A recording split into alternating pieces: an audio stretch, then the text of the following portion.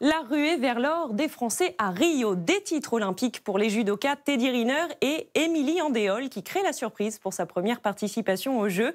Une déception pour Florent Manodou en natation qui doit se contenter de l'argent.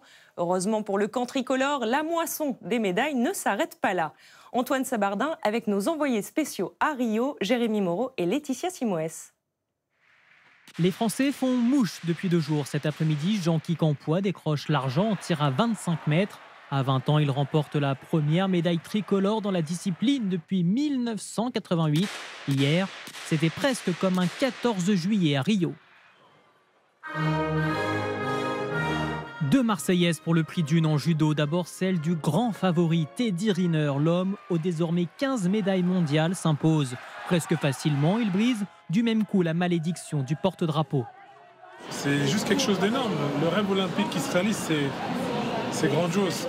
Riner était attendu, il n'a pas déçu. En revanche, le titre d'Émilie Andéol est une belle surprise.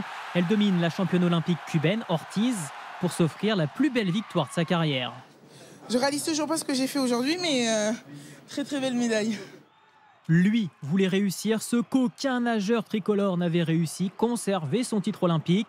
Florent Manodou a échoué d'un rien. À l'arrivée de son 50 mètres nage libre, un seul centième de seconde le sépare de l'Américain Erwin. Un échec pour le Marseillais qui, après la course, annoncera à demi-mot la fin de sa carrière.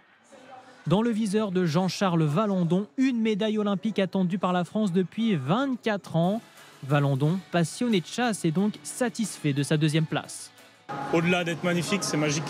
C'est surtout premier. Voilà, moi, je fais du tir à l'arc avant tout pour me faire plaisir. C'est mon sport, c'est comme ça. Chez eux, l'Union a fait la force, piquée au vif après l'épreuve individuelle ratée. Les fleurettistes français ont terminé la belle soirée française avec une 2e place par équipe.